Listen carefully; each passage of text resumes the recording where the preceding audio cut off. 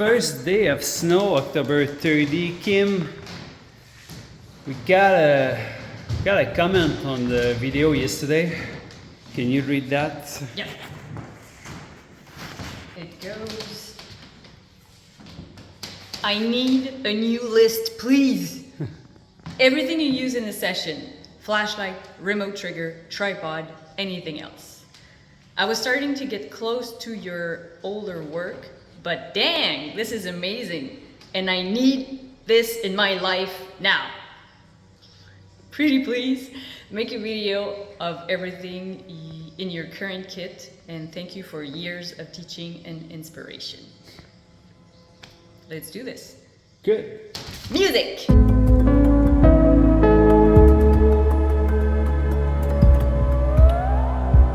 We created these 4 images between March and September of this year. What would be the exact items I would need to make these? Just a few actually. This is a quick update about the minimum gear I used to create these long exposure images and how I use them in our outdoors light painting sessions. To keep this simple, we'll disregard any information about backup or filming equipment. All of these have been made with the same camera and same lens. That is a 24mm f1.4 lens on a Canon R5 body.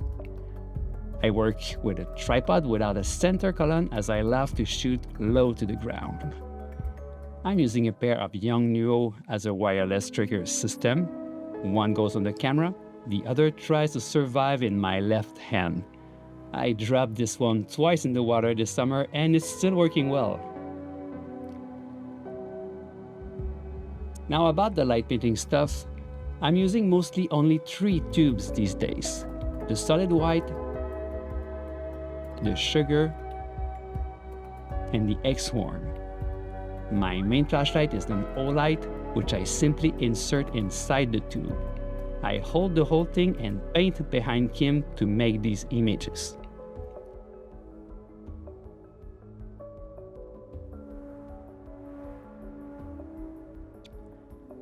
To adjust the brightness of the tube, I'm using these light blockers. You can achieve something similar by taping part of your flashlight head.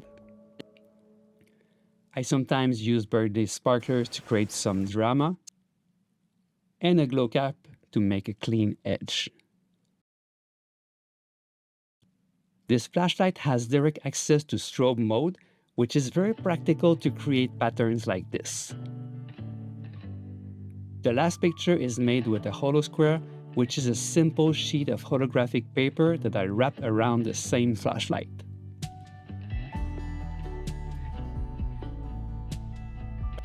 Once everything is in place, I figure out the right settings by exposing for the background, and then I adjust the brightness of the flashlight to get this lovely light balance. Notice that I turn on the light during the exposure, and this is where this kind of remote becomes essential. In most cases, my light painting movement is shorter than the duration of the exposure. I really enjoy getting as much as possible straight from the camera, and that saves me tons of time in front of the computer. When everything aligns perfectly, I get shots like this, which takes me just a few minutes to edit, and then I can spend more time napping with the cat. Of course, there are tons of other things we involve in our work, including holographic feathers, extension tubes, or other colors. But I wanted to keep this video very simple with the highlights of what I use the most these days. I'm going to revisit this list in 1 year, as I know that things are going to keep changing. Until then, I'd be very curious to see your list and your workflow.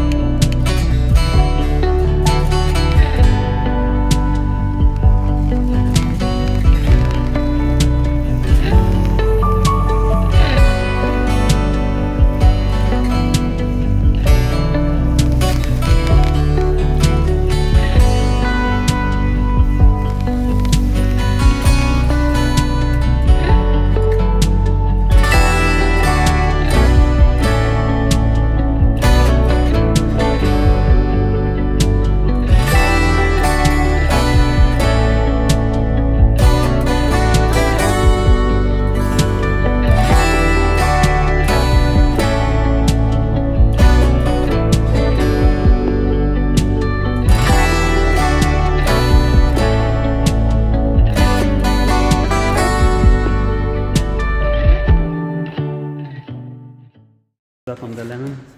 Yeah, the baby lemon. Baby lemon. The baby. Flowers.